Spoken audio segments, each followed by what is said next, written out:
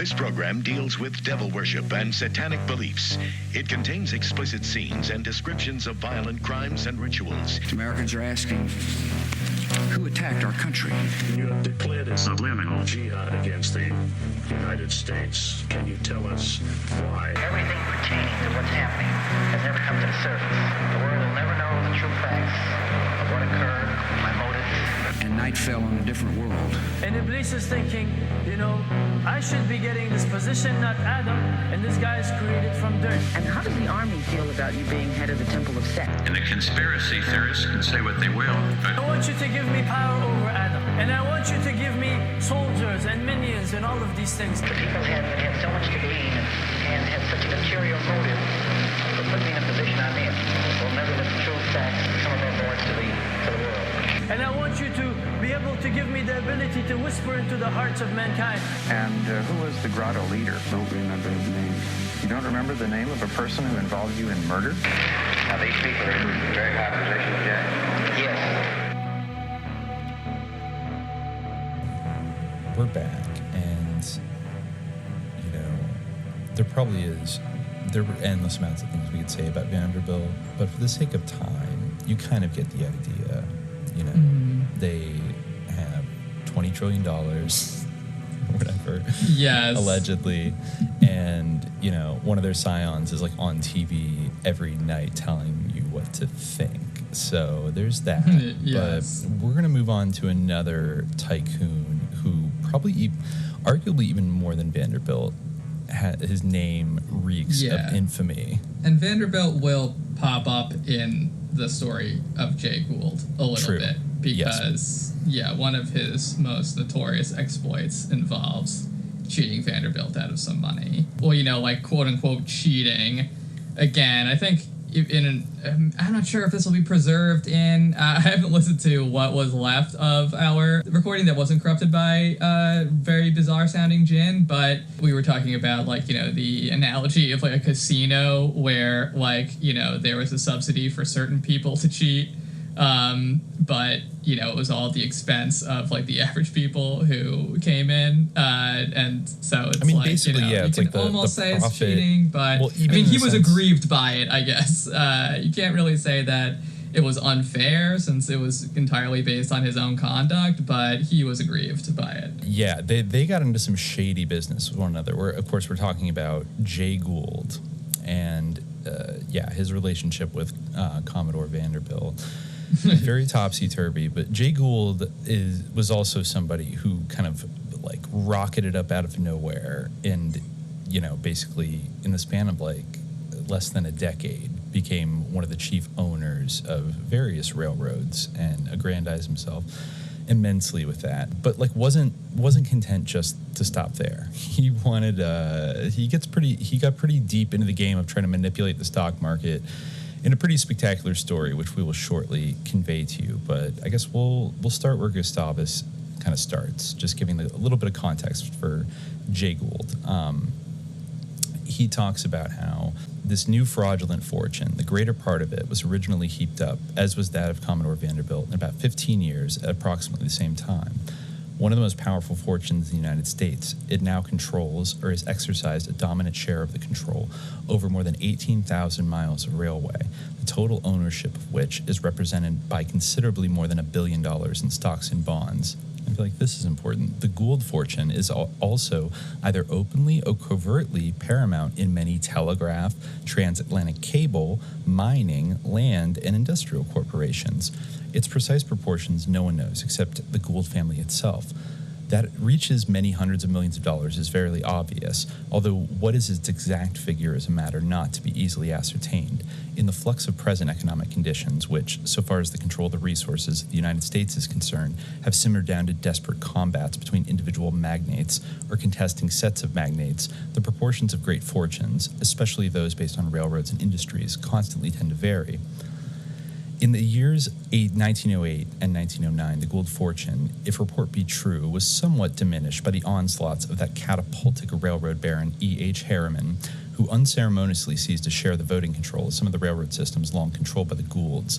Despite this reported loss, the Gould fortune is an active, aggressive, and immense one, vested with the most extensive power, embracing hundreds of millions of dollars in cash, land, palaces, or profit-producing property in the forms of bonds and stocks.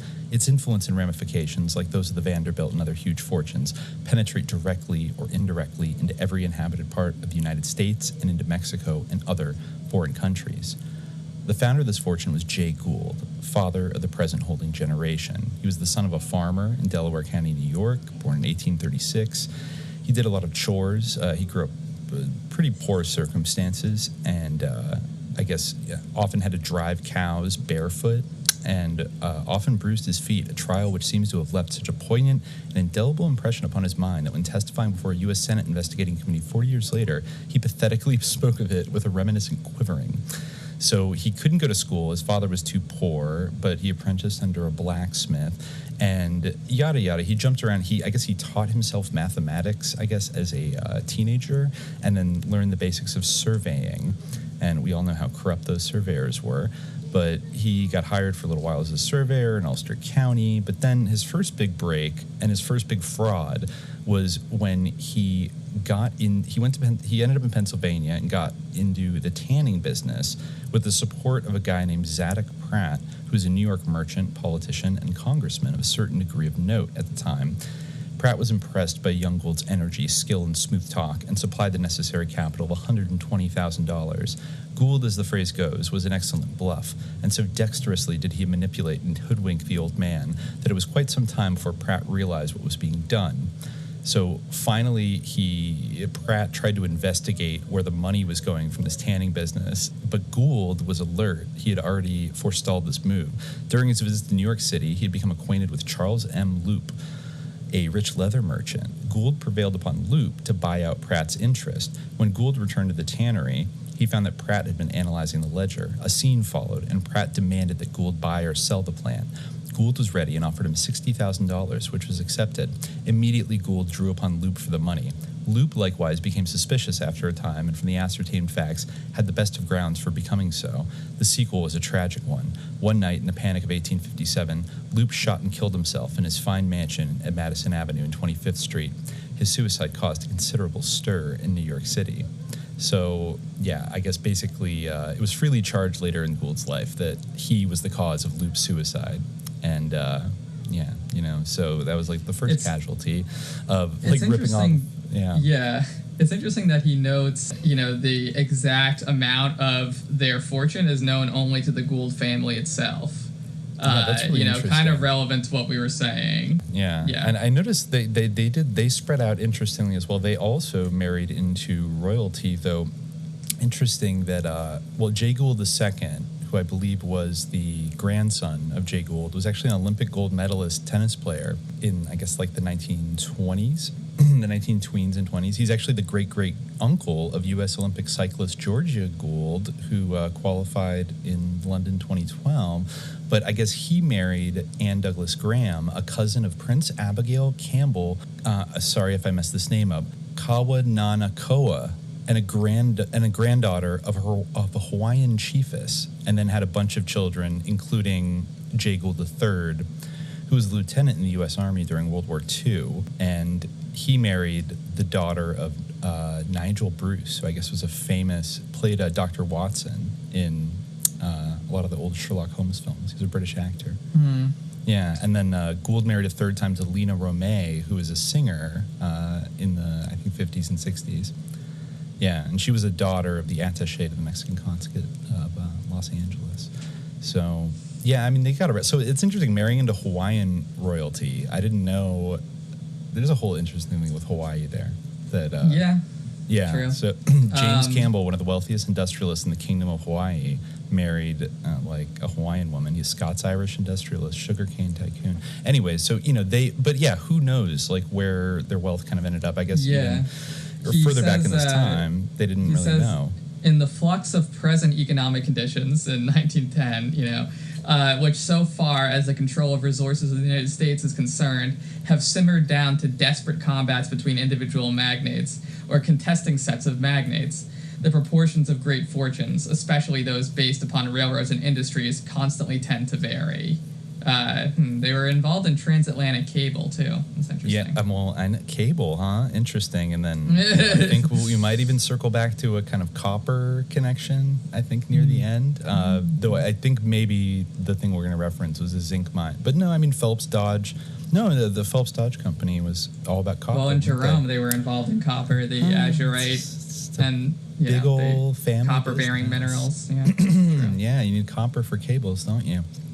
You really do. Copper wiring. Yeah, the original information superhighway. So anyways, Gould moved to New York City and set up as a leather merchant. And he had been, however, edging his way into the railroad business with the sums that he had stolen from Pratt and Loop. At the very time that Loop committed suicide, Gould was buying the first mortgage bonds of the Rutland and Washington Railroad, a small line 62 miles long running from Troy, New York to Rutland, Vermont. These bonds, which he purchased for 10 cents on the dollar, gave him control of this bankrupt railroad. He hired men of managerial ability, had them improve the railroad, and he then consolidated it with other small railroads, the stock of which he had bought in. With the passing of the Panic of 1857 and with the incoming of the stupendous corruption in the Civil War period, Gould was able to manipulate his bonds and stock until they reached a high figure. With a part of his profits from his speculation in the bonds of the Rutland and Washington Railroad, he bought enough stock of the Cleveland and Pittsburgh Railroad to give him control of that. This he manipulated until its price greatly rose when he sold the line to the Pennsylvania Railroad Company. In these transactions, there were torturous substrata of methods, of which little today can be learned, except for the most part what Gould himself testified to in 1883, which testimony he took pains to make as favorable to his past as possible. His career from 1867 onward stood out in the fullest prominence. A multitude of official reports and investigations and court records contribute a translucent record. He became invested with a sinister distinction as the most cold-blooded corruptionist, spoliator, and financial pirate of his time. And so thoroughly did he earn his reputation that to the end of his days it confronted him at every step and survived to become the standing reproach and terror of his descendants. For nearly a half-century, the very name of Jay Gould has been a persisting jeer and byword, an object of popular contumely and hatred, the signification of every foul and base crime by which greed triumphs. But, okay, once again he goes, why this biased view of Gould's career? Yet it may well be asked now, even if for the first time, why has Jay Gould been plucked out as a special object of opprobrium?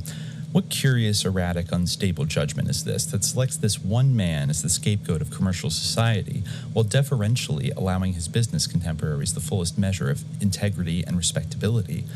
Monotonous echoes of one another, devoid of understanding, writer has followed writer in harping undiscriminatingly upon Jay Gould's crimes. His career has been presented in the most forbidding colors, and in order to show that he was an abnormal exception and not a familiar type, his methods have been darkly contrasted with those of such illustrious capitalists as the Astors, the Vanderbilts, and others. Thus has the misinformed thing called public opinion been shaped by these scribbling purveyors of fables, and this public opinion has been taught to look upon Jay Gould's career as an exotic, quote, horrible example, having nothing in common with the careers of other founders of large fortunes. The same generation habitually addicted to cursing the memory of Jay Gould and taunting his children and grandchildren with the reminders of his thefts speaks with traditional respect of the wealth of such families as the Astors and the Vanderbilts. Yet the cold truth is, as has been copiously proved, John Jacob Astor was proportionally as notorious a swindler in his day as Gould was in his. And as for Commodore Vanderbilt, he had already made blackmailing on a large scale a safe art before Gould was out of his teens. Gould has been impeached as one of the most audacious and successful buccaneers of modern times. Without doubt he was so.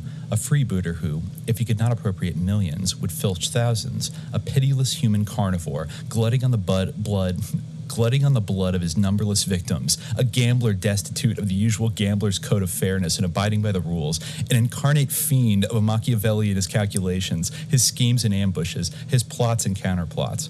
But it was only in degree, and not at all in kind, that he differed from the general run of successful wealth builders. The Vanderbilts committed thefts of as great an enormity as he, but they gradually managed to weave around themselves an exterior of protective respectability. All sections of the capitalist class, in so fiercely reviling Gould, reminded one of the thief who, to divert attention from himself, joins with the pursuing crowd and loudly shouting, "Stop, thief!" We shall presently see whether this comparison is an exaggerated one or not. So that it goes through like a bunch of horrible things that like every single business was involved in, including like the food processors of the time and drug processors that, I mean, ain't nothing new. Like they're just killing people left and right and, you know, gotta take the pills. And, you know, there was absolutely like kind of no regulation or oversight on any of this shit at all. And the price gouging was egregious. And so he kind of asks rhetorically, like, what else this could have was Jay still Gould like learned? When like people be drinking like laudanum and stuff, you know, Yeah, there's like tons of like mercury and arsenic and like the milk. Yeah. A bunch of different cities. Awesome. And stuff. Really awesome. Totally cool. Capitalism works. And it talks about like in the Mexican War, the northern shoe manufacturers dumped upon the army shoes, which were of so inferior a make that they could not be sold in the private market. And these shoes were to be found so absolutely worthless that it is on record the American army in Mexico threw them away upon the sands in disgust. So, yeah, that's like, I also remember from Smedley Butler's War as a Racket, he goes through a similar litany in World War I, where I would say, like, the grandchildren of a lot of the people in this book were very active in selling all kinds of, like, deficient bullshit to the U.S. military during that war. I think there were, like, some limits put on it during World War II under FDR, but, like, World War I is an absolute free-for-all. And yeah, so, you know, Gould, like, what else could have Gould learned from basically all, like, this class of psychos, this system of psychos that he grew up in? He watched and he observed and he saw that this is the way you get ahead.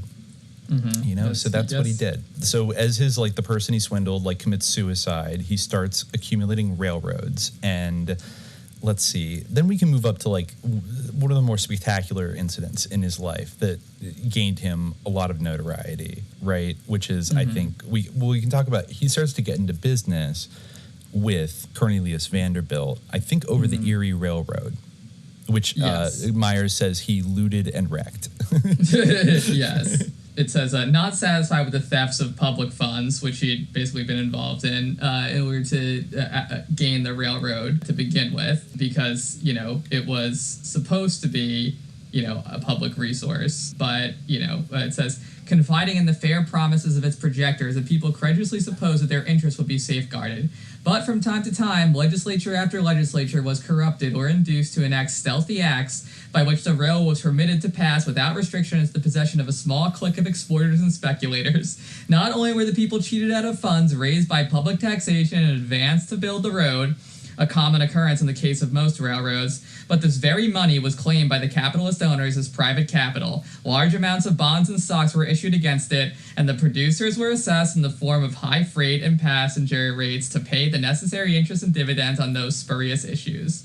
So, you know, then not satisfied with these thefts of public funds, the successive cliques in control of the Erie Railroad continually plundered its treasury and defrauded its stockholders. So little attention was given to efficient management that shocking catastrophes resulted at frequent intervals. A time came, however, when the old locomotives, cars, and rails were in such a state of decay that the replacing of them could no longer be postponed. To do this, money was needed.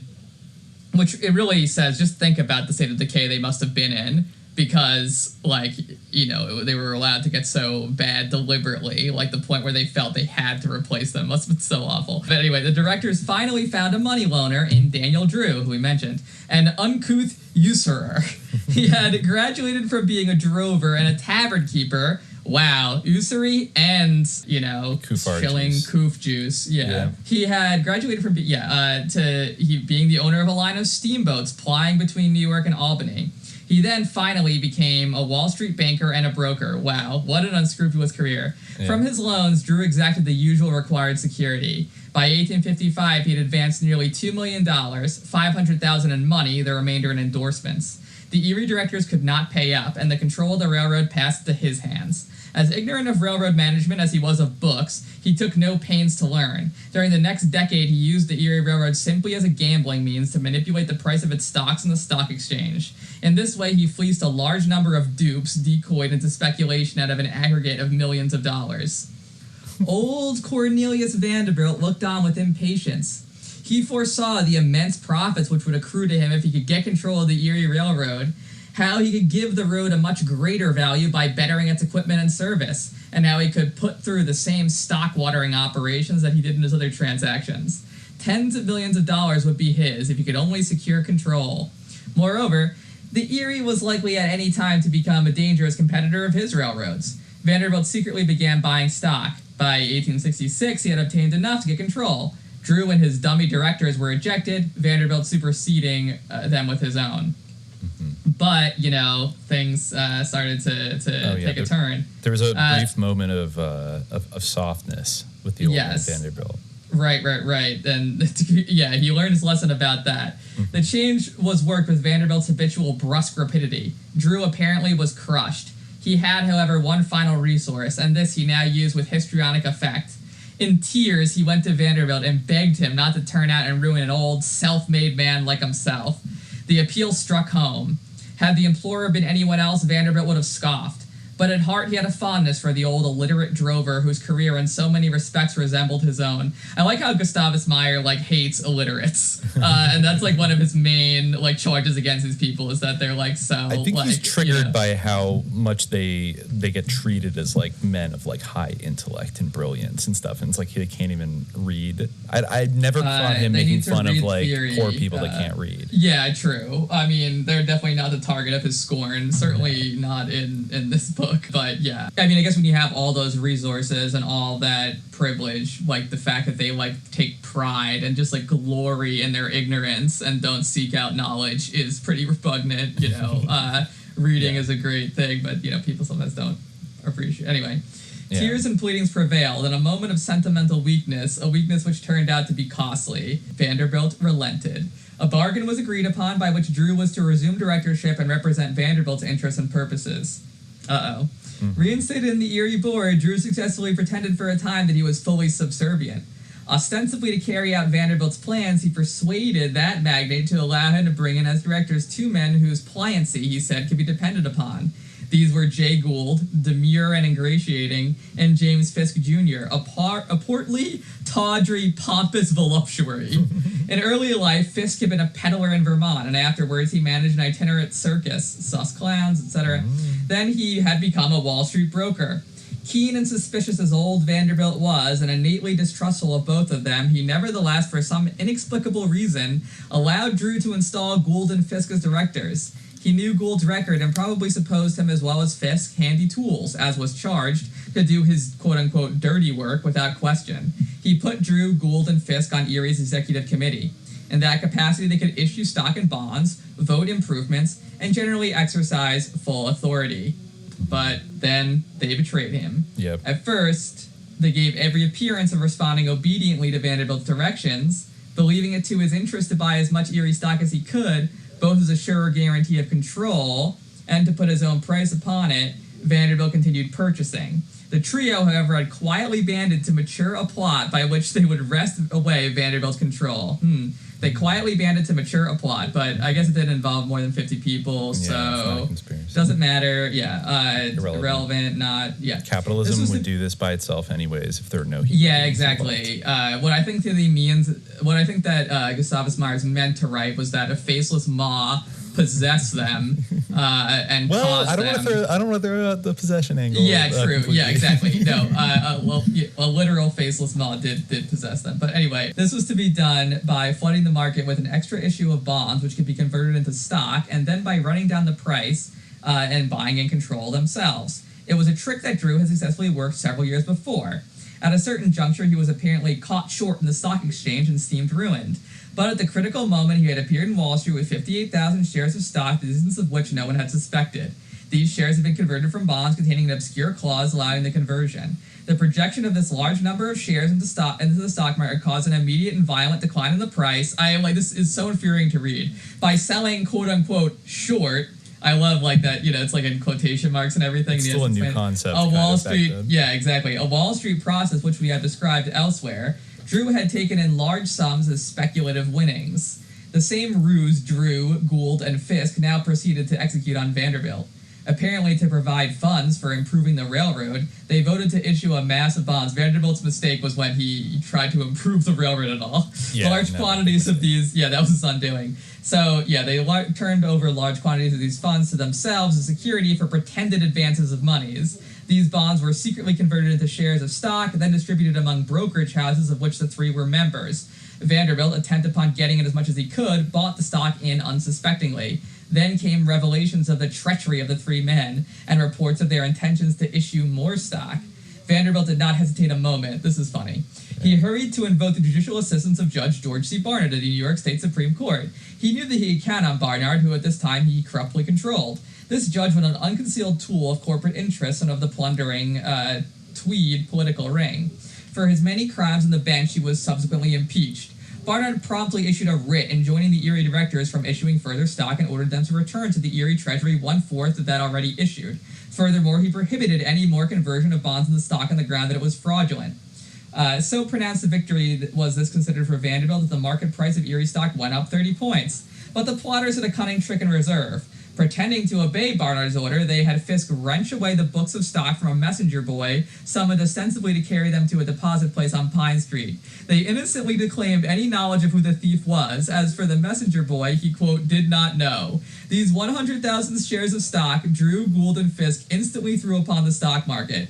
No one else had the slightest suspicion that the court order was being disobeyed. Consequently, Vanderbilt's brokers were busily buying in this load of stock in $1 million bunches. Other persons were likewise purchasing. As fast as the checks came in, Drew and his partners converted them into cash. So then, after the day's activity, Vanderbilt realized that he'd been gouged out of $7 million. Other buyers were also cheated out of millions. The old man had been caught napping. It was this fact which stung him most. However, after the first paroxysm of frenzied swearing, he hit upon a plan of action. The very next morning, warrants were sworn out for the arrest of Drew, Fisk, and Gould. A hint quickly reached them. They thereupon fled to Jersey City out of Barnard's jurisdiction, taking their cargo of loot with them. According to Charles Francis Adams and his chapters of Erie, one of them bore away in a hackney coach bales containing $6 million in greenbacks. The other two fugitives were loaded down with valises crammed with bonds and stocks. Here, in more than one sense, was an instructive and significant situation. Vanderbilt, the foremost blackmailer of his time, the plunderer of the National Treasury during the Civil War, the arch-briber and corruptionist, virtuously invoking the aid of the law on the ground that he had been swindled. Drew, Gould, and Fisk sardonically jested over it. But the joke as they well might over their having outwitted a man whose own specialty was fraud, they knew that their position was perilous. Barnard's order had declared their sales of stock to be fraudulent and hence outlawed, and moreover, if they dared venture back to New York, they were certain, as matters stood, of instant arrest with a threatened alternative of either disgorging or of a criminal trial and possibly prison.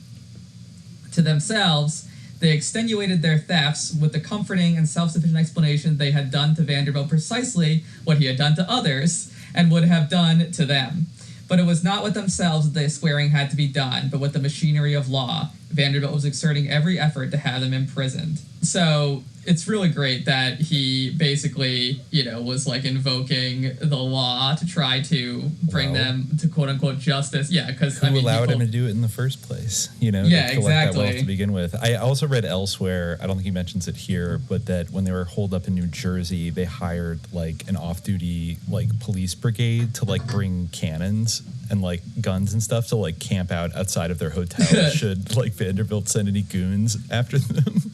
Yeah, the thing with the messenger boy is so amazing. Talk about that is a lie. That is just complete fraud. So ridiculous. And people's fortunes, the fortunes of rich people, but also all the vast armies of workers whose fortunes are tied to theirs, whose fates are tied to their actual, fortunes in terms of money, are just being controlled by this wacky little con where, they have a messenger boy come and then steal it from him. Themselves, and then say oops, it was stolen. This is literally some uncut bonds type shit. It's a level of insanity of living on the edge, trying to swindle the most powerful swindler.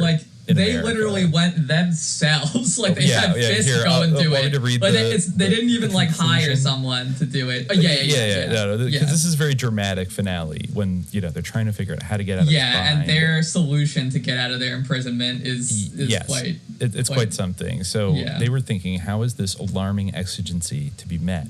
They speedily found a way out. While Vanderbilt was thundering in rage, shouting out streaks of profanity, they calmly went ahead to put into practice a lesson that he himself had thoroughly taught. He controlled a sufficient number of judges.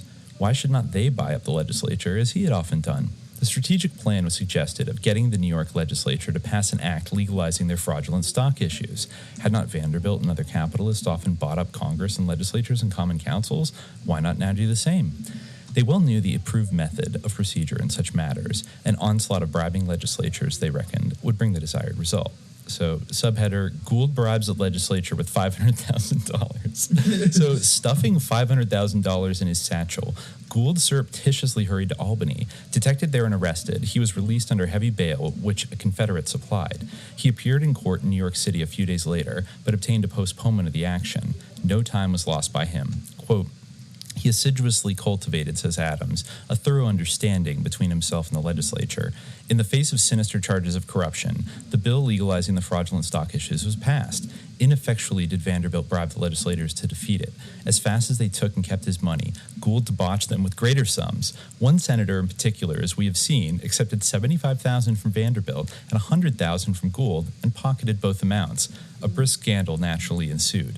The usual effervescent expedient of appointing an investigating committee was adopted by the New York State Senate in 1868. This committee did not have to investigate to learn the basic facts. It already knew them. But it was a customary part of the farce of these investigating bodies to proceed with a childlike assumption of entire innocence, like the 9/11 Commission. Many witnesses were summoned, and much evidence was taken. The committee reported that, according to Drew's testimony, $500,000 had been drawn out of the Erie Railroad's treasury, ostensibly for purposes of litigation. And it was clear, quote, that large sums of money did come from the treasury of the Erie Railroad Company, which were expended for some purpose in Albany, for which no vouchers seemed to have been filed in the offices of the company. The committee further found that, quote, large sums of money were expended for corrupt purposes by parties interested in legislation concerning railways during the session of 1868. But who specifically did the bribing, and who were the legislators bribed? These facts the committee declared that it did not know. This investigating sham resulted, as almost always happened in the case of similar inquisitions, in the culpability being thrown upon certain lobbyists, quote, who were enriched. These lobbyists were men whose trade it was to act as go-betweens in corrupting legislators. Gould and Thompson, the latter an accomplice, testified that they had paid Lou Payne, and a lobbyist who subsequently became a powerful Republican politician, $10,000 for a few days' services in Albany advocating the Erie Bill, and it was further brought out that $100,000 had been given to lobbyists Luther Caldwell and Russell F. Hicks to influence legislation and also to shape public opinion through the press. Caldwell, it appeared, received liberal sums from both Vanderbilt and Gould. A subsequent investigating committee appointed in 1873 to inquire into other charges reported that in the 1 year of 1868, the Erie Railroad directors, comprising Drew, Gould, Fisk, and their associates, had spent more than $1 million for, quote, extra and legal services, and that it was their custom from year to year to spend large sums to control elections and to influence legislation. Vanderbilt later succeeded in compelling the Erie Railroad to reimburse him for the sums that he thus corruptly spent in fighting Drew, Gould, and Fisk. Their huge thefts having been legalized, Drew, Gould, and Fisk returned to Jersey City, but their path was not yet clear. Vanderbilt held various civil suits in New York against them. Moreover, they were adjudged in contempt of court. Parleying now began. With the severest threats of what the courts would do if they refused, Vanderbilt demanded that they buy back the shares of stock that they had unloaded upon him. Drew was the first to compromise. Gould and Fisk shortly afterward followed. They collectively paid Vanderbilt $2.5 million in cash, $1.25 million in securities for 50,000 Erie shares, and another $1 million for the privilege of calling upon him for the remaining 50,000 shares at any time within 4 months. Although this settlement left Vanderbilt out of pocket to the extent of almost $2 million, he consented to abandon his suits. The three now left their lair in Jersey City and transferred the Erie offices to the Grand Opera House at 8th Avenue and 23rd Street, New York City. In this collision with Vanderbilt, Gould learned a sharp lesson he thereafter never overlooked, namely, that it was not sufficient to bribe common councils and legislatures. He, too, must own his judges. Events showed that he at once began negotiations. And so then they get out of that scrape, all right. You know, they make it. It's like when Tony and Ralphie, robbed the card game in the '80s, and then so some conversations were had. The right people got their money back, and they didn't get shot, and killed. So I guess the very next thing Gould and Fisk do is they throw Drew overboard. Having no longer any need for their old accomplice, Gould and Fisk, by tactics of duplicity, gradually sheared Drew and turned him out of the management to degenerate into a financial derelict. It was Drew's odd habit, whenever his plans were crossed or he was depressed, to rush off to his bed, hide himself under the coverlets, and seek solace in sighs and self-compassion or in prayer. For with all his unscrupulousness, he had an orthodox religious streak. When Drew realized that he had been plundered and betrayed, as he had so often acted to others, he sought his bed and there long remained in despair under the blankets.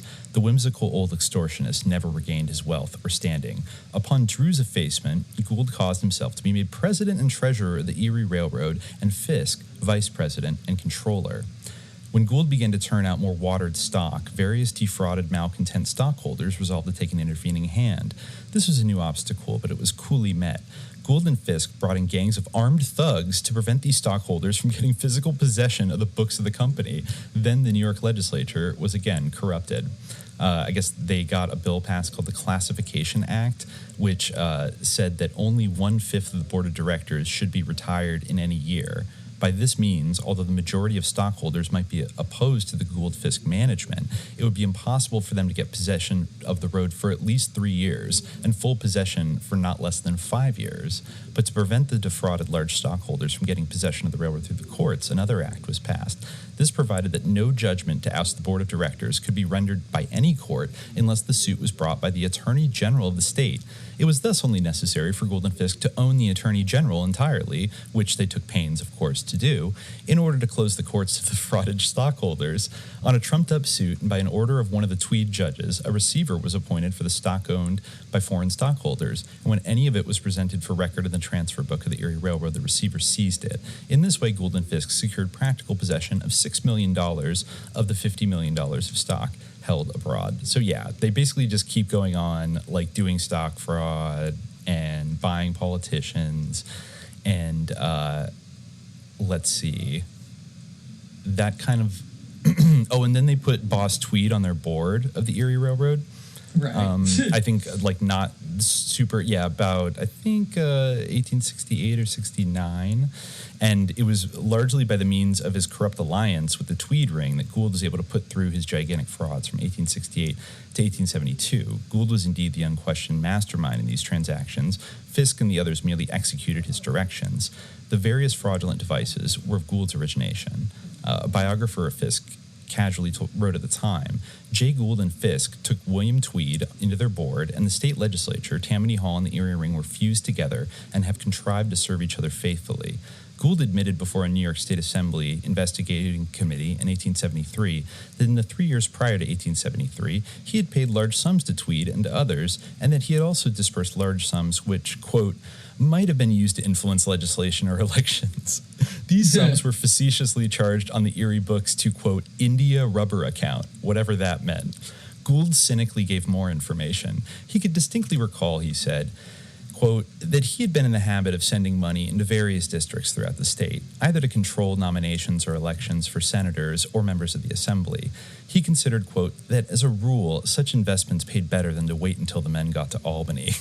Significantly, he added that it would be as impossible to specify the numerous instances, quote, as it would be to recall the number of freight cars sent over the Erie Railroad from day to day. His corrupt operations, he indifferently testified, extended into 4 different states. Quote, in a Republican district, I was a Republican. In a Democratic district, a Democrat.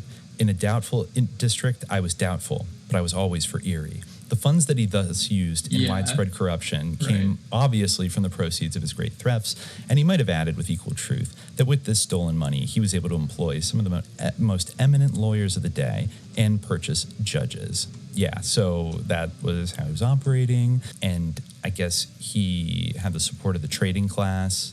They loved him, and he made kind of like smoke-filled room deals with I think various manufacturers, basically, and would conspire basically to like give them favorable rates on the railroad to like bankrupt their competitors, and they would give him privileges. So all very cool, all very positive competition, making America great. Well, okay, we should move up to kind of the big moment where it's like it's not enough that he's taken over all this shit. Gould's thefts from the Erie Railroad were, however, only one of his looting transactions during those busy years. At the same time, he was using these stolen millions to corner the gold supply.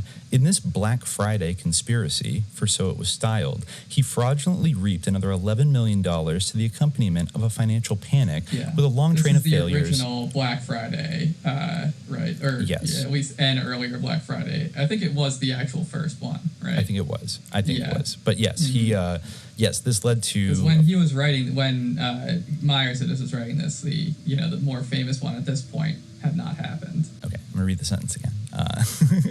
He fraudulently reaped another $11 million to the accompaniment of a financial panic with a long train of failures, suicides, and much disturbance and distress.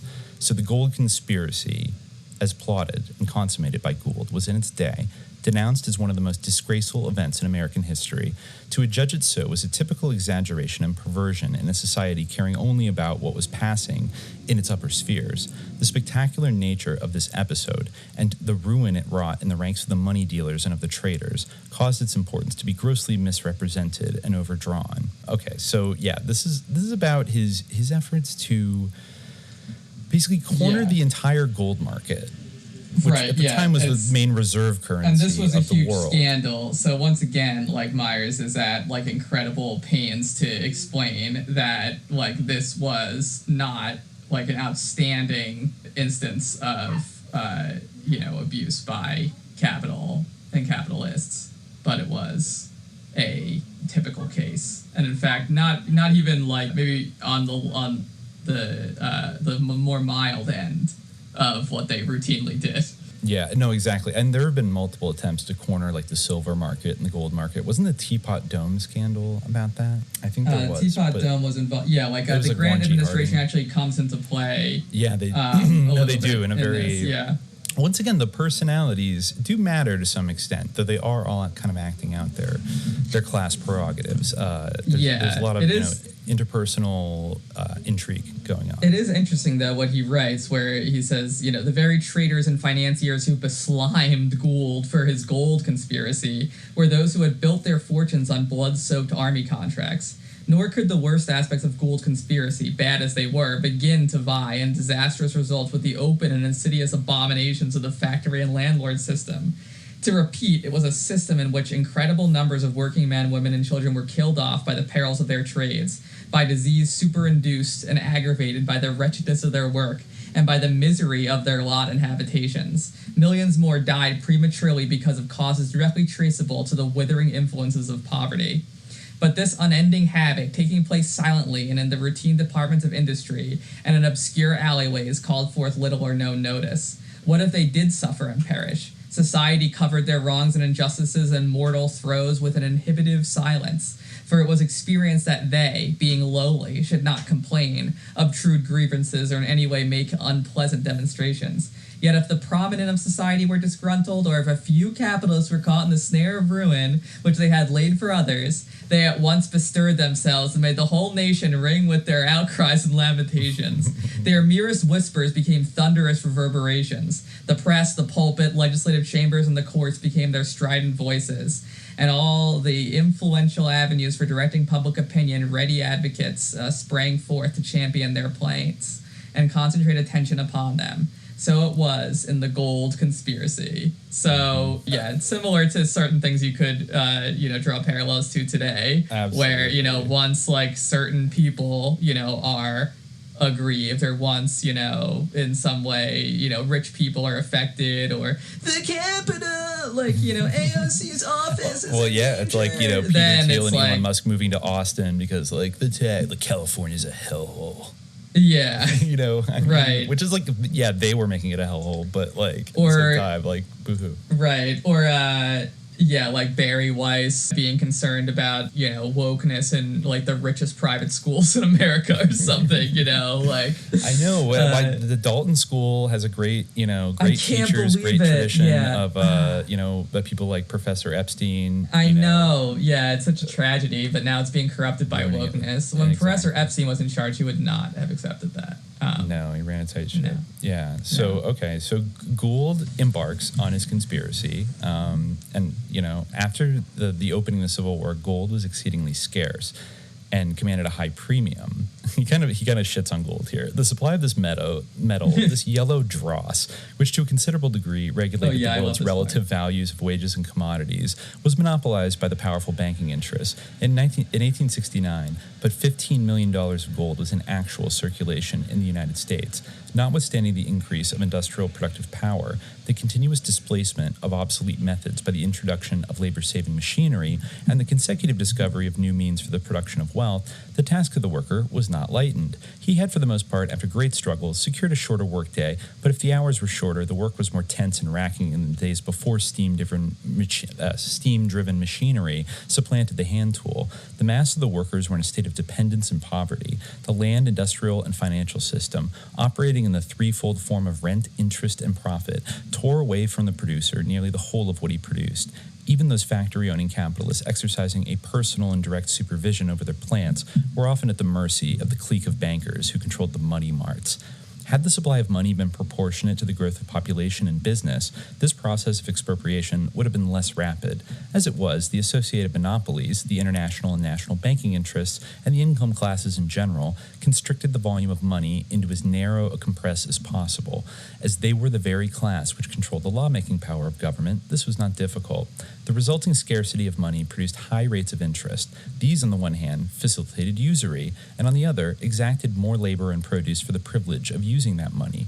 Staggering under burdensome rates of interest, factory owners, businessmen in general, farmers operating on a large scale, and landowners with tenants shunted the load onto the worker. The producing population had to foot the additional bill by accepting wages which had a falling buying power and by having to pay more rent and greater prices for necessities. Such conditions were certain to accelerate the growth of poverty and centralization of wealth. Gould's plan was to get control of the outstanding $15 million of gold and fix his own price upon them. Great solution to all these problems that were just listed. Not only from what was regarded as legitimate commerce would he exact tribute, but he would squeeze to the bone the whole tribe of gold speculators, for at that time gold was extensively speculated in to an intensive degree. With the funds stolen from the Erie Railroad treasury, he began to buy in gold. To accommodate the crowd of speculators in this metal, the stock exchange had set apart a gold room devoted entirely to the speculative purchase and sale of gold. Gould was confident that his plan would not miscarry if the government would not put in circulation any part of the $95 million in gold hoarded as a reserve in the national treasury. The urgent and all-important point was to ascertain whether the government intended to keep this sum entirely shut out from circulation. So he has to the whole plan hinges on, is the government going to release more gold into the market? Right. So to get this inside information, he succeeded in corruptly winning over to his interest A.R. Corbin, a brother-in-law of President Ulysses S. Grant. The consideration was Gould's buying $2 million worth of gold bonds without requiring margin or security for Corbin's account. Thus, Gould thought he had surely secured an intimate spy within the authoritative precincts of the White House. As the premium on gold constantly rose, these bonds yielded Corbin as much sometimes as $25,000 a week in profits. To ensure the further success of his plan, Gould subsidized General Butterfield, whose appointment as sub-treasurer at New York Corbin claimed to have brought about. Gould testified in 1870 that he had made a private loan to Butterfield and that he'd carried speculatively $1.5 million for Butterfield's benefit. These statements Butterfield denied. Through Corbin, Gould attempted to pry out Grant's policies, and with Fisk as an interlocutor, Gould personally attempted to draw out the president. To their consternation, they found that Grant was not disposed to favor their agreements. The prospect looked very black for them. Gould met the situation with matchless audacity. By spreading subtle rumors and by inspiring press reports through venal writers, he deceived not only the whole of Wall Street, but even his own associates, into believing that high government officials were in collusion with him. The report was assiduously disseminated that the government did not intend to release any of its hoard of gold for circulation. The premium accordingly shot up to $146. Soon after this, certain financial quarters suspected that Gould was bluffing. The impression spreading that he could not depend upon the government's support, the rate of the premium declined, and Gould's own array of brokers turned against him and sold gold. Next section, Gould betrays his partners. Cool. Entrapped, Gould realized that something had to be done, and done quickly, if he were to escape complete ruin, holding as he did the large amount of gold that he had bought at steep prices. By plausible fabrications, he convinced Fisk that Grant was really an ally. Gould had brought a controlling interest in the 10th National Bank. This institution, Gould and Fisk, now used as a fraudulent manufactory of certified checks. These they turned out to the amount of tens of millions of dollars.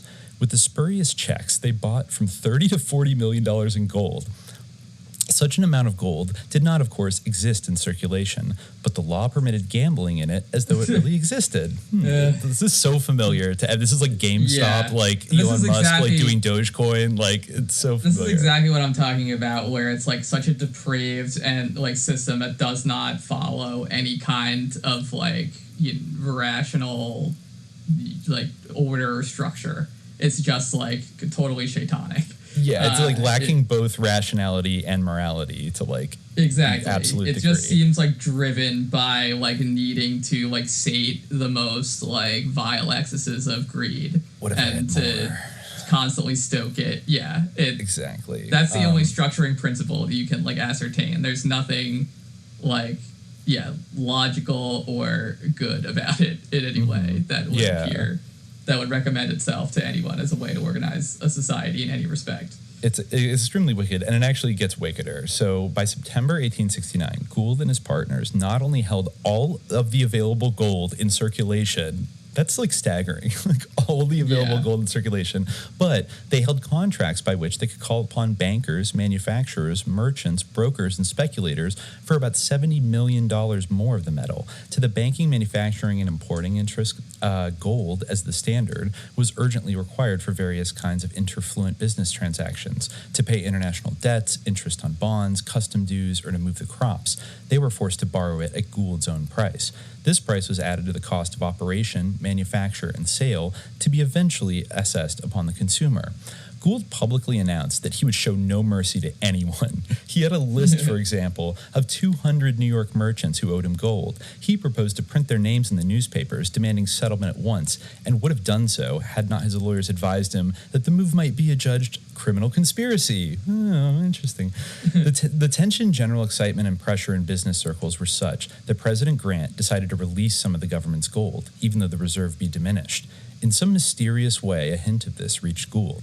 The day before Black Friday, he resolved to betray his partners and secretly sell gold before the price abruptly dropped.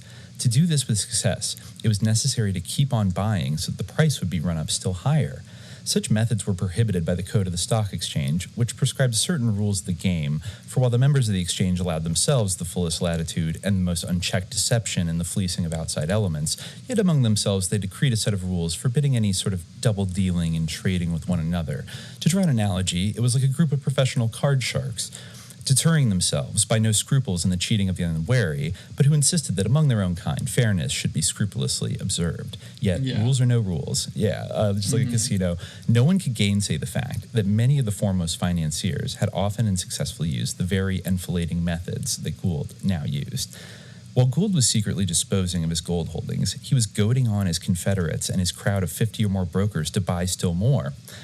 By this time, it seems, Fisk and his partner in the brokerage business, William Belden, interesting. Oh, okay. This is on page 333, by the way, sus. Anyways, Fisk and his partner in the brokerage business, William Belden, had some stray inklings of Gould's real plan, yet all that they knew were the fragments Gould chose to tell them, with perhaps some surmises of their own. Gould threw out just enough of an outline to spur on their appetite for an orgy of spoils. Undoubtedly, Gould made a secret agreement with them by which he could repudiate the purchases of gold made in their names. Away from the stock exchange, Fisk made a ludicrous and dissolute enough figure with his love of tinsel, his show and braggadocio, his mock military prowess, his pompous, windy airs, and his covey of harlots. But in Wall Street, he was a man of affairs and power. The very assurance that in social life made him ridiculous to a degree was transmuted into a pillar of strength among the throng of speculators who themselves were mainly errant bluffs. A daredevil audacity there was about Fisk that impressed, misled, and intimidated. A fine screen he served for Gould plotting and sapping in the background. Okay, so that leads us up to the day, Black Friday, September 24th, 1869. A day of tremendous excitement and gloomy apprehension among the money changers. Even the exchanges of foreign countries reflected the perturbation. Gould gave orders to buy all gold in Fisk's name. Fisk's brokers ran the premium up to $151 and then to $161. The market prices of railroad stocks shrank rapidly. Failure after failure of Wall Street firms was announced, and fortunes were swept away. Fearing that the price of gold might mount to $200, manufacturers and other business concerns throughout the country frantically directed their agents to buy gold at any price. All this time, Gould, through certain brokers, was secretly selling, and while he was doing so, Fisk and Belden, by his orders, continued to buy. The stock exchange, look at these three amigos. The stock exchange, according to the descriptions of many eyewitnesses, was an extraordinary sight that day. On the most perfunctory occasions, the scenes enacted there might well have filled the exotic observer with unmeasured amazement, but never had it presented so thoroughly a riotous, even bedlamic aspect as on this day, Black Friday. Never had greed and the fear born of greed displayed themselves in such frightful forms. This is like literally demonic. Here can be seen many of the money masters shrieking and roaring, anon rushing about with whitened faces, indescribably contorted, and again bellowing forth this order or that curse with savage energy and wildest gesture. The puny speculators had long since uttered their doleful squeak and plunged down into the limbo of ruin, completely engulfed. Only the big speculators or their commission men remained in the arena, and many of these, like trapped rats, scurried about from pillar to post. The little fountain in the gold room serenely spouted and bubbled as usual, its cadence lost in the awful uproar. Over to it rushed man after man, splashing its cooling water on his throbbing head. Over all rose a sickening exhalation, the dripping, malodorous sweat of an assemblage worked up to the very limit of mental endurance. What, may we ask, were these men snarling, cursing, and fighting over? Why, quite palpably over the division of wealth that masses of working men, women, and children were laboriously producing, too often amid sorrow and death. While elsewhere, pinioned labor was humbly doing the world's real work, here in this, quote, gold room, greed contested furiously with greed, cunning with cunning over their share of the spoils. Without their structure of law and government to enforce it, these men would have been nothing. As it was, they were among the very crests of society, the makers of law, the wielders of power, the pretenders to refinement and culture. Baffled greed and cunning, outmatched, and duplicity doubled against itself could be seen in the men who rushed from the gold room, hatless and frenzied, some literally crazed, when the price of gold advanced to $162. In the surrounding streets were howling and impassable crowds, some drawn thither by curiosity and excitement, othered by a fancied interest. Surely fancied, for it was but a war of eminent knaves and knavish gamblers. Now, this was not a, quote, disorderly mob of workers, such as capitalists and politicians created out of orderly workers' gatherings, so as to have a pretext for clubbing and imprisoning. Nay, it all took place in the conservative precincts of sacrosanct Wall Street, the abiding place of, quote, law and order. The participants were composed of the, quote, best classes. Therefore, by all logic, it was a scene supereminently sane, respectable, and legitimate. The police, worthy defenders of the peace, treated it all with an awed respect. Suddenly, early in the afternoon, came reports that the U.S. Treasury was selling gold. They proved to be true. Within 15 minutes, the whole fabric of the gold manipulation had gone to pieces. It is narrated that a mob, bent on lynching, searched for Gould, but that he and Fisk had sneaked away through a back door and gone uptown. The general belief was that Gould was irretrievably ruined. That he was secretly selling gold off at an exorbitant price was not known. Even his intimates, except perhaps Fisk and Belden, were ignorant of it. All that was known was that he had made contracts for the purchase of enormous quantities of fictitious gold at excessive premiums. As a matter of fact, his underhand sales had brought him $11 or $12 million profit. But if his contracts for purchase were enforced, not only would these profits be wiped out, but also his entire fortune. And I guess, what did he do? He quickly extricated himself from this difficulty, falling back upon the corrupt judiciary. Upon various flimsy pretexts, he and Fisk, in a single day, procured 12 sweeping injunctions and court orders. These prohibited the stock exchange and the gold board from enforcing any rules of settlement against them, and enjoined Gould and Fisk's brokers from settling any contracts. The result, in brief, was that judicial collusion allowed Gould to pocket his entire, quote, profits, amounting, as the Congressional Committee of 1870 reported, to about $11 million, while relieving him from any necessity of paying up his far greater losses. Fisk's share of the $11 million was almost nothing. Gould retained practically the entire sum. Gould's confederates and agents were ruined financially and morally, scores of failures, dozens of suicides, the despoilment of a whole people were the results of Gould's handiwork. Yeah, so after that, he had about $25 to $30 million by the early 1870s. And not only got away with it, like didn't have to pay any of like his losing bets, only got his profits. And I guess everybody, it sounds like Fisk and Belden were the only ones that were in on it at all. And I guess even they didn't get a lot of money. So really, like, he's like that 80s, like, satanic serial killer villain that just keeps killing, like, his underlings, like, periodically. And you're like, why does anybody work for this guy? Also, he just keeps murdering everybody. Kind of very, very literally very Dr. Evil as well. Just, like, always opening the trap door and, like, sending his underlings into like a fiery abyss. Absolutely. The original dirtbag Dr. Evil trio right here. These guys. On a Monday morning it began to rain. Round the curve come a passenger train. On the blinds was Hobo John. He's a good old hobo, but he's dead and gone. Dead and gone. He's dead and gone. He's a good old hobo, but he's dead and gone.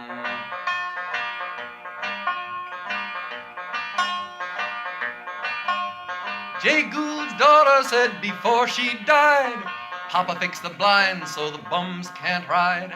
If ride they must, they gotta ride the rod. Let 'em put their trust in the hands of God, in the hands of God, in the hands of God. Let 'em put their trust in the hands of God. Jay Gould's daughter said before she died, 2 more trains I'd like to ride. Jay Gould said, daughter, what can they be? There's the Southern Pacific and the Santa Fe. The Santa Fe and the Santa Fe. There's the Southern Pacific and the Santa Fe.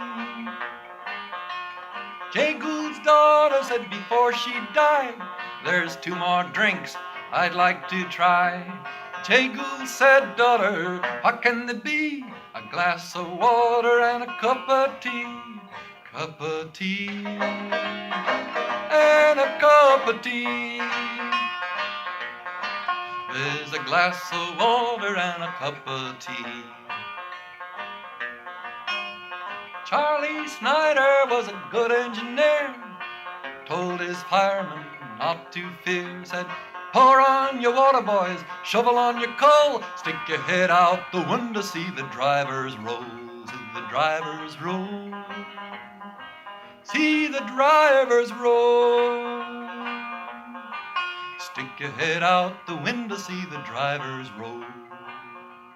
He had so many more like scandals after that, but actually, okay, there's one thing that ties so much together that we have to mention. Right. I didn't expect. Yeah, before we close out, we definitely should touch on what I think you're referring to. Well, there's 2 things I want to talk about. One is Phelps Dodging Company. The other one is a certain incident that happened in 1883. Okay. Maybe briefly, neither of those is what I was thinking. Oh, okay. Well, I don't know. What were you thinking? Well, I was thinking, Lord Gordon. Oh, Lord Gordon. Well, let's hold him for the very end because, the ultimate despoiler of the despoilers. But I just want to mention briefly because I didn't think he was, it kind of comes out of nowhere, but it's very SJ synchronistic that right after he talks about this Gould conspiracy, he steps back again and says, look, Gould is not as much of a ghoul as Gould is. He's not the only one. So he says some comparisons with Gould. One of the numberless noteworthy and conclusive examples of the absolute truth of this generalization, I think that, Gould was the only corrupt one, is that of the great frauds perpetrated by the firm of Phelps Dodging Company, millionaire importers of tin, copper, lead, and other metals. So far as public reputation went, the members of this house were the extreme opposites of Gould. In the wide realm of commercialism, a more stable and illustrious firm could not be found.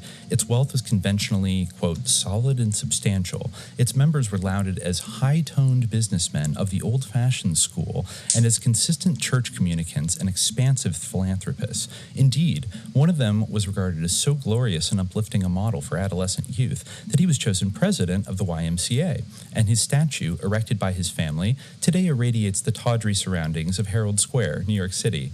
In the Blue Book of the Elect, socially and commercially, no names could be found more indicative of select, strong-ribbed, triple-dyed respectability and elegant social poise and position. In the dying months of 1872, a prying iconoclast, unawed by the glamour of their public repute and contemplation of their wealth, began an exhaustive investigation of their custom house invoices.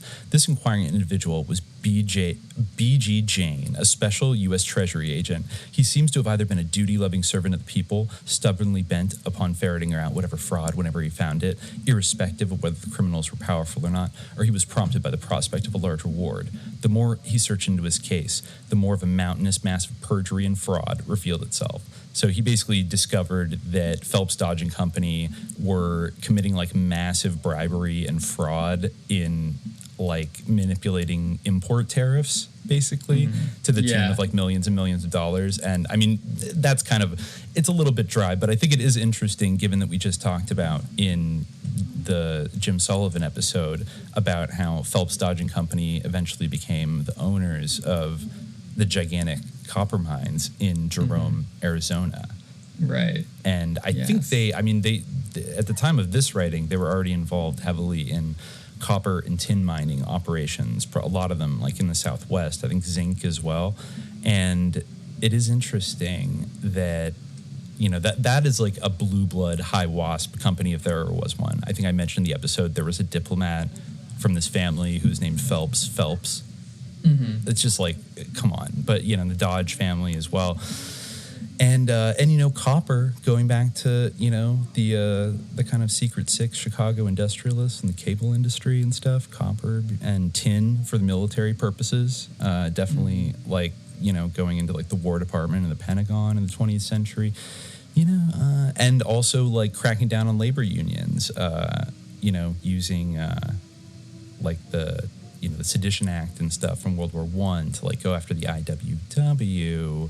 It's just interesting. It's an interesting synchronicity. But anyways, the other thing, well, okay. Do you want to talk about Gordon next? And then maybe we can circle back to the, I don't know. Or I can mention it now. The assault and battery. Now. What? Okay. Oh, okay. Yeah, okay. Yeah. But like before, right. Yeah. Oh, okay. All right. Yeah, you can. Yeah, I guess, I don't know. They're both kind of like interesting little anecdotes, I guess. Yeah, so you're referring to you're referring to the New York Times.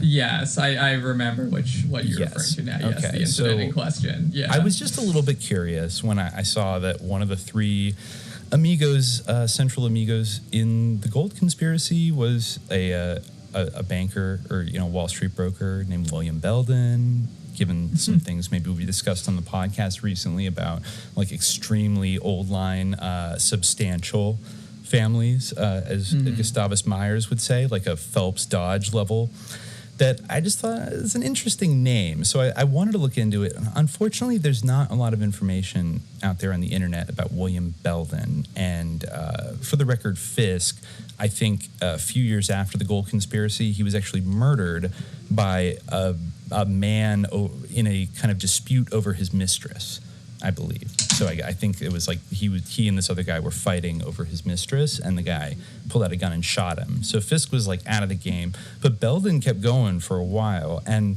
the only article thus far that I was able to find about him, you know, I was looking for an obituary or something.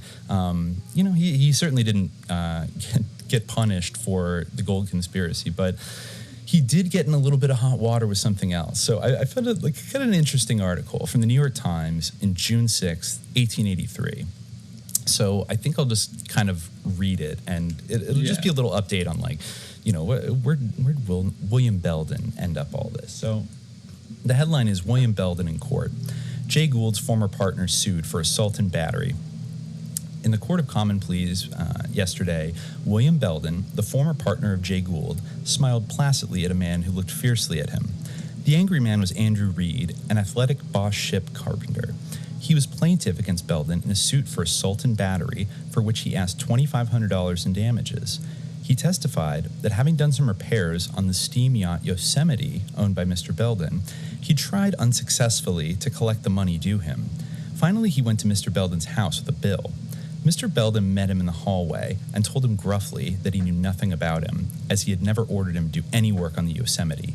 He was about to offer Mr. Belden the bill when the latter said that he did not want to see it. As his wife had once handed Mr. Belden a bill, Mr. Reed asked him what he had done typo, when Mr. Belden exclaimed angrily, "I want none of your impudence," and took hold of him to eject him from the house. He must have found the job too onerous, for, according to Mr. Reed, he called another person to help him. Between them, they put Mr. Reed into the street, and then Mr. Belden kicked him. In telling of this episode, Mr. Reed glowered at Mr. Belden and spoke of him as, quote, "that vagabond." After he had reached the sidewalk, he had to support himself against a friendly lamppost while he put his silk hat into shape to wear home. The hat was exhibited in court and was a most dilapidated tile. No. Wow. He fucked up his silk top hat. Yes. And it goes on to very racistly quote. Well, his silk hat. It's not clarified that it was a top hat. That is a bit different. Well, I mean, a silk hat, what people wore silk hats that weren't top hats in the 1880s. Come on. I think so. It's definitely a top hat. It's a silk top hat. Don't ruin my fun. It's a silk top hat. I mean, well, but he wasn't the guy wearing the hat whose hat was messed up in this case. Was like a ship carpenter, right? He wasn't. Yeah, but I think people still. I mean, he sounded like a successful tradesman or whatever. So I don't think it was so outrageous that he would have a silk top hat of some kind as well. Like a lot of guys had those black kind of top hats back in the 1880s. And the irony is that William Belden is messing up his top hat when we know that 40 years later in Chicago, the incident of maybe someone who is related to him getting his top hat messed up was the cause for calling out an entire league of vigilantes, a bunch of Batmans to go around the city to hunt these sicko jokers down. But in this, it goes to court and he's able to fight it, and so it's he can mess up people's silk top hats, but then when somebody else has the temerity to mess up one of his people's top hats, you know what I mean? Yeah, it's just ironic, Yeah, there's a really racist quote from William Belden's quote, colored servant, Paige Carter. Oh, right. Yes, I remember this. It's written in Uncle Tom's Cabin. Yeah, it's not great. And he kind of says that, Mr. Belden swore that Mr. Reed refused to let him see the bill and declared that he would not leave the house until the sum he said was due him was paid. He was boisterous, and finally, Mr. Belden said, he put him out of the house, being assisted by Mr. William F. Sales. That gentleman corroborated Mr. Belden's story. Mr. Reed then retook the witness stand and contradicted both of them. The case was given to the jury last evening, and a sealed verdict will be handed into court this morning. I want to know how it, ended up, but I guess, that was the only hit I got, so I guess we'll never know. But, he wasn't paying people. I mean, it kind of sounds like typical behavior of this set from a former business partner of Jay Gould. Not paying somebody for work they did, beating them up when they asked to be paid.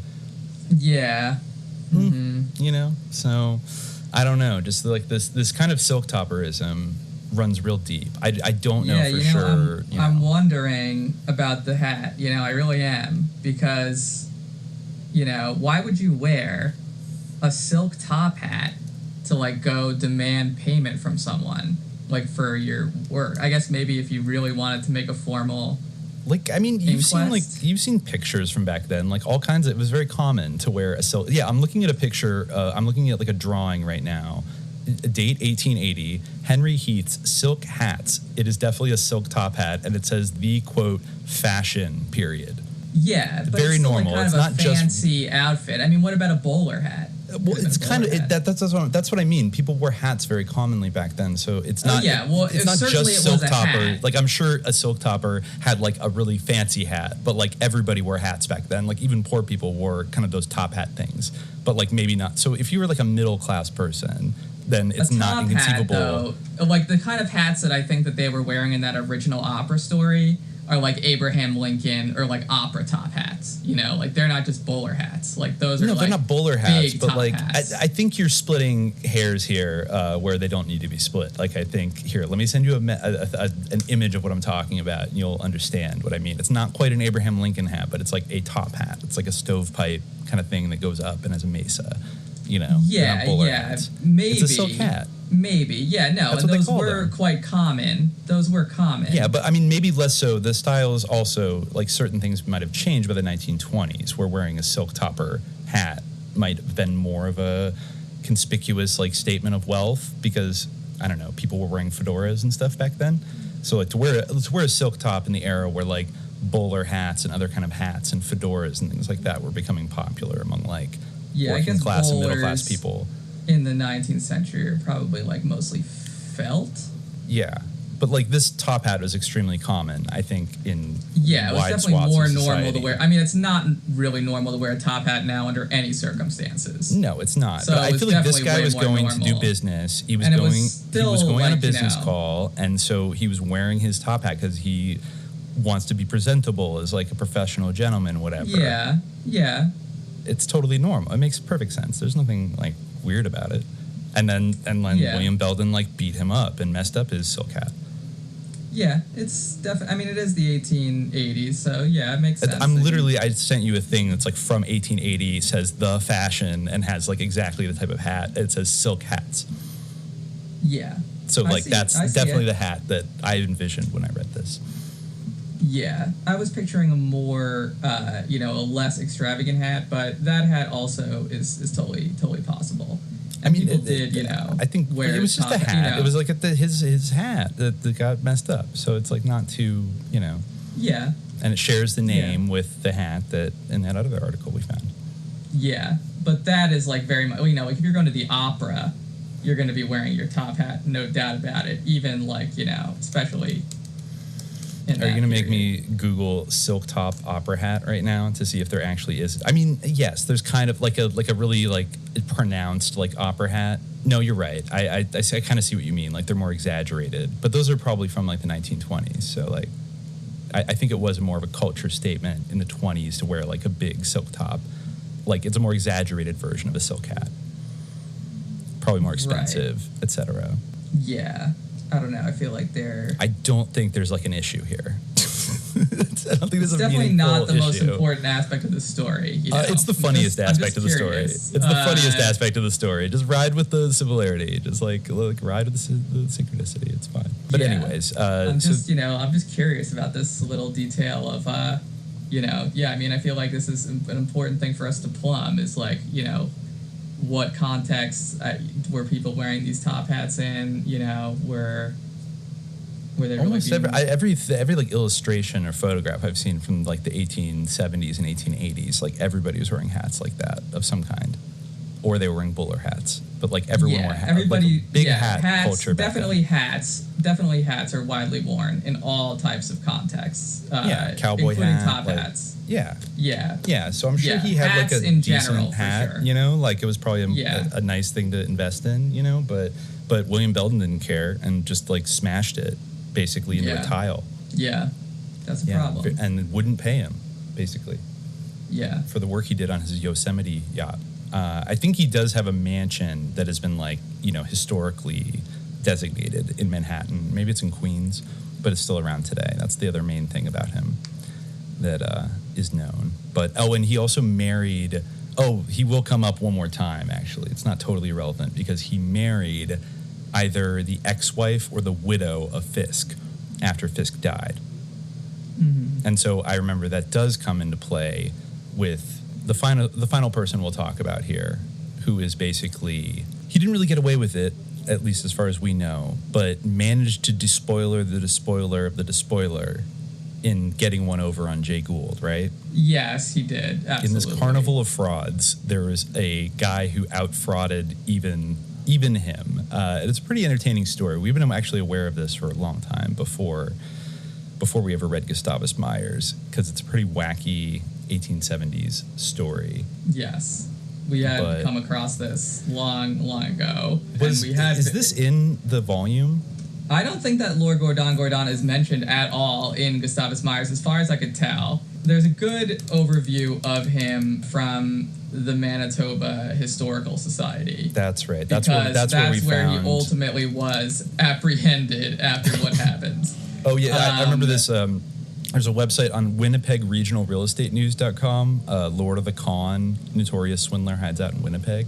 I think we read a lot from that. What I recall reading from is this. There was this one Scottish guy who wrote like an affidavit during like the sort of legal battle that happened eventually between Jay Gould and Lord Gordon, which was an alias. People don't actually know what Lord Gordon's real name was to this day, or who he really was. But he basically swindled like $1 million from Jay Gould because he represented himself as like a Scottish nobleman. Much like Michael Aquino, he presented himself as like the Baron of Ricane clan. Actually, he did say he was from Clan Campbell, actually.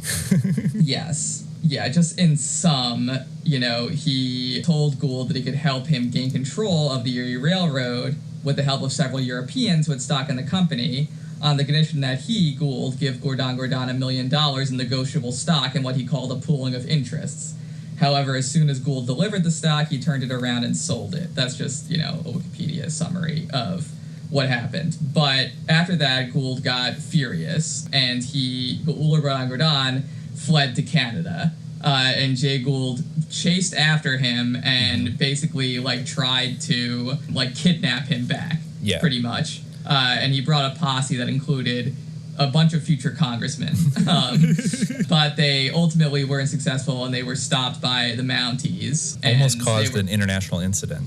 Yes, exactly. It basically did cause an international incident. The Minnesota governor, demanded their return, and they were refused bail, so he was like, our militia must be ready. And according to Wikipedia, anyway, thousands of Minnesotans volunteered for a full military invasion of Canada. But the Canadian authorities eventually released Jay Gould and the rest of the abductors on bail. But what happened was, it was such a newsworthy scandal that news got back to Europe. This is an interesting portrait of Lord Gordon. This is a letter from a man named J.W. Simpson of Glenisla, Forfar, Scotland, that he wrote it's the evidence in the trial that was eventually persecuted by Jay Gould against Lord Gordon. So it says, "My dear sirs, for the reasons which you can easily understand, I do feel reluctance to give evidence against our former friend, Lord Glencairn, but I also feel that it would be very unjust to you to withhold any information I can give you. I proceed to do so as shortly as I can. He first appeared here in June or July, 68. So far as I can recollect, he then passed under the name of Hamilton and had a small shooting in this neighborhood. No one knew anything of him, and there was much surmising as to who he was, but as he paid his bills punctually, lived quietly, and had the manners of a gentleman, no one could find anything against his character or conduct. He left about the end of the season, having taken a larger shooting for the for the following 2 seasons. He returned next August and then appeared under the title of Lord Glencairn. During the previous season, he threw out hints to those whom he came in contact that he was something grander than he seemed to be. To myself, he said that he had a place in Lanarkshire and another in Ayrshire, but that he had not good health at either of them. He also hinted that he had property in Northampton and England. His manner was not to tell anyone directly who or what he was, but to make statements which led you to infer that he was a man of title and had property in various places in Scotland, England, and Ireland. When he returned in July 69 as Lord Glencairn, there were grave doubts as to his character. His own account of his title was plausible, that his grandfather had left money in Chancery, an immense sum, to him on condition that he should take up the title of Glencairn when he reached the age of 27, that he was now of age and must take it up, that his agents in London had nearly completed the process, and that he would in a few months be served heir to his grandfather in the earldom of Glencairn. He did not speak to me of his Scottish estates, but often hinted of his property in Northampton and of the immense sums in Chancery. There were things about him I could not well understand, but as he continued to behave in a gentlemanly way and had friends from England with him, who were men of standing and respectability, and especially as he was certified to be a man of rank and wealth by his lawyers, a well-known firm in Lincoln's Inn, I was willing to think the best of him, and at least to wait until he discovered himself before I judged him. And he did discover himself. His estates in Scotland and England turned out to be pure falsehoods. His claim to earldom, whatever it was, ended in nothing. No process in pursuit of it had been entered, even in any of the law courts of England or Scotland, and though he left very little unpaid debt in this quarter, yet I know that he swindled various parties elsewhere out of large sums. I could enter into more detail, but it isn't necessary. I may shortly add that as in all material points, his pretensions to rank and property turned out to be utterly false and untrue. I can consider him nothing else than an impostor, and yet who or what he is, I know no more than the first day I saw him. With very much regard, I am, my dear sir, very truly yours, J.W. Simpson. So, yes, very mysterious figure, who eventually, since he had been defrauding people, overseas in Britain and in England, the word got back to them after this sort of spectacular entanglement with Jay Gould, and the people in Canada, the authorities in Canada, decided to come after him for that. And also, there's an interesting tie-in here, not just with, Jay Gould, but I guess when he was running around in Minnesota, he met a number of people, and I think he actually met the wife of Jay Cook, not to be confused with Jay Gould. He was also a rapacious banker, railway entrepreneur, et cetera, et cetera. But I guess, he kind of made friends with them. And then I think he got invited to New York to talk to Horace Greeley, the publisher of the New York Tribune, who actually coined the phrase, "Go West, young man." And an amazing neckbeard. Famous for his very amazing neckbeard. Yeah. And so, Gordon, the real crux of his con was to run around and say, I represent a consortium of, English and, British nobles that want to invest in land and railroads and all these other things. And, he basically was going to have, so much money at his disposal. It was going to be a big money spigot, and everyone wanted to get a piece of it. And I guess also Greeley was really enthusiastic about Gordon's plan to bring Scottish settlers to the American West. But here's an interesting little twist. So accompanying Gordon on the train to New York was Mrs. William Belden, the first wife of James Fisk, who we mentioned was murdered in a feud over his mistress. And this is kind of critical. Her acceptance assured Gordon of an early introduction into New York society, as her husband, William Belden, was wealthy in his own right. Gordon became a long-term guest at the Belden home in New York. According to a May 1872 affidavit Belden provided for a later New York Supreme Court trial of Gordon on May, he introduced himself as Lord Gordon, the Earl of Aberdeen, a Scottish nobleman, and one of the peers of Great Britain. He told me he had taken a seat as a member of the House of Lords when he was only 22, then being the youngest member of that body. He told Belden of his vast wealth, which Gordon alleged included an annual income of $3 million. Belden said Gordon talked about the Erie, claiming his investments in the railway totaled $30 million in stock, which he owned outright. Another claim was Gordon also represented a group of English stockholders who possessed another $20 million in Erie Railway shares. Using this information, Belden obtained a free lifetime pass on the Erie from Gould for Gordon, who met Gould for the first time in March 1872 at the Metropolitan Hotel. So, yeah, the William Belden, I forgot about that as well. He was instrumental in co-signing Lord Gordon in New York Blue Book High Society, and to Jay Gould, who ended up getting taken in by him and losing $1 million, and all that shit kind of happened. Yeah, just to finish up Lord Gordon's entire narrative here with his, ignominious end. The Attorney General, who had now become well acquainted with Gordon's past, discovered Gordon on a hunting trip, but very far away. He sent after him with a warrant and had him arrested at Touchwood Hills. It would appear that Gordon realized another move was necessary, and he was on his way to British Columbia.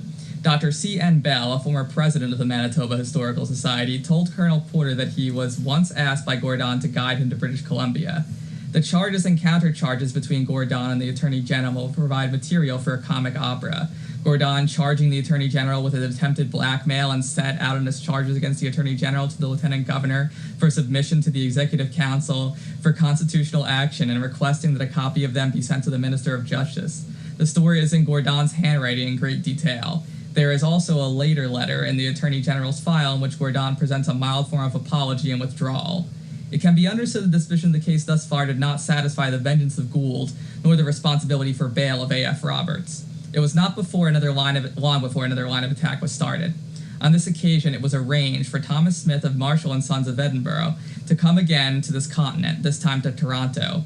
He arrived, and with stimulation and assistance from New York, a warrant was issued upon Smith's evidence from this British court. Plans were made and completed for police officers to come over to British territory through the Dawson Road to serve this warrant upon Gordon. This was done, and Magistrate McNabb's warrant, issued at Toronto, finally reached Fort Garry and was countersigned by Magistrate McKinnon of Winnipeg. With the Toronto party was a New York citizen who remained in the background and who for the occasion assumed a fictitious name. The party reached the home of Mrs. Abigail Corbet at Headingley, where Gordon resided with his servant Pentland. He decided the game was up. He packed his bag, returned to his room on the pretext of obtaining a warmer quote for the trip back to the wilds of the Laurentian Shield, picked up an ever-handy pistol, and shot himself through the head. An inquest was held over which W.F. Lonsdale presided as foreman. At that inquest, Mrs. Corbett gave lengthy evidence in which one important bit of information is buried. She stated that a number of weeks previously, Gordon had packed up some of his possessions and records and mailed them to, quote-unquote, Canada, which is an unknown and unrecorded supplementary story. There remains but one question. Who was Hamilton, Glencairn, George Hubert Gordon, Lord Gordon? There are a number of choices from which to select the possible. Colonel Porter has an excellent account of Gordon obtained from a letter of Colin H. McRae of Dundee, Scotland, written as a result of one of Colonel Porter's columns in the Winnipeg Tribune. Colin McRae was with his father at Pigeon Lake in Manitoba when one day Gordon rode up on a large black horse and engaged his father in conversation. His father told him that his name was Gordon, though he had known him as Hubert Campbell Smith, a lieutenant in a Scottish regiment, a regiment in which his father was a surgeon, some 20 years before in India. This gentleman records that his father had many visits from Gordon at later dates and often talked well into the night over incidents of the Indian campaigns. This appears authentic except for the age, which was accepted in Scotland in 1870 as about 27 or 28, and this is borne out again when the late Reverend George Gunn records in a notebook an interview with Dr. Andrew Fiddler. He had often seen Gordon driving through St. James between Headingley and Winnipeg, and he states that his age was probably near 30, with a general appearance of a cultured gentleman. What appears at this time to be the most reasonable is recorded in the Free Press of February 12, 1879. It is there recorded under the heading, Gordon, a mystery probably solved at last, who and what he was. There are two parts of the dispatch. One notes that Dr. Chambers of Chambers' Journal made a very thorough investigation of the Gordon case through personal curiosity, and the second part is the substance of a letter from a very responsible correspondent in England to a responsible correspondent in Winnipeg, apparently vouched for by the editor of the newspaper. Briefly, it establishes that Gordon's father and sister had become known. They were of cultured, gentlemanly, and ladylike manner and appearance, and of an exceptionally good appearance, linguists of ability in languages of Europe, traveled and well-spoken. However, they were leaders in a group that operated from the Isle of Jersey in the business of international smuggling. Wait, who was involved in international smuggling? His family, apparently. His father and sister. They were cultured, gentlemanly, and ladylike, his father and sister, that is. They had ability in the languages of Europe, and they were widely traveled, but they were involved in some odd operation in the Isle of Jersey, which I feel like we might return to as a sus hub later. Yeah. Mm-hmm. Exactly. But for now, we should conclude. We should wrap up. Yeah. I just wanted to say, really quickly before we go, that I did find on the New York Times archive, just a couple little more items about William Belden and his exploits after Jay Gould. He was apparently arrested in 1879 at the firm of Belden, Connor & Co. stockbrokers. 2 warrants of arrest in a lawsuit of General Thomas Eckert for alleged conversion of $30,000 deposited by him into the firm, and then another guy suing for $60,000 in damages for false imprisonment. Like he like kidnapped somebody. So he was arrested in 1879. This is like a number of years after Lord Gordon. But then, okay, you want to get even darker? There's an article from 1878, I guess maybe right before that, called William Belden's Mistress. He accuses her of threatening to shoot him at his residence. Her side of the story, she is committed without a hearing. William Belden, the partner of Jay Gould, whose name is frequently brought to public notice in connection with the Black Friday transactions, appeared in Essex Market Police Court yesterday for the purpose of pressing a complaint against Mrs. Etta Wolcott, whom he accuses of endeavoring to enter his Fifth Avenue residence on the first instant with intent to shoot him. She was arrested on Thursday under a warrant and was lodged in the police station. Yeah, I guess the justice refused to have an examination or give her bail. It appeared that from Mr. Belden's statement that he has been annoyed by the woman for some time, and that on the first instance she came to his house and threatened to shoot him with a pistol, which is in her possession. He says it is a case of blackmail. Mrs. Wolcott denies she has been annoying Mr. Belden. She says her husband was one of the firm of Robinson and Wolcott who did business in this city. Okay, I know. It's interesting, but I gotta go. My dog's going nuts. Maybe we can, I don't know. Yeah, maybe we could hold that. Maybe that can come up at another time. But there is some more. He's a dark cowboy too. I think we could say. Yeah, and also did elder abuse against his brother. But anyways, it's a type of a class here. That's what we're dealing with. So we're going to be back with Volume 3 at some point, and then a couple other Gustavus Myers books that are very fascinating. But we'll leave it there for now. That was a lot of information, but I hope you're sickened by these sickos as much as we are. And until next time, dear listeners, stay vigilant. Peace.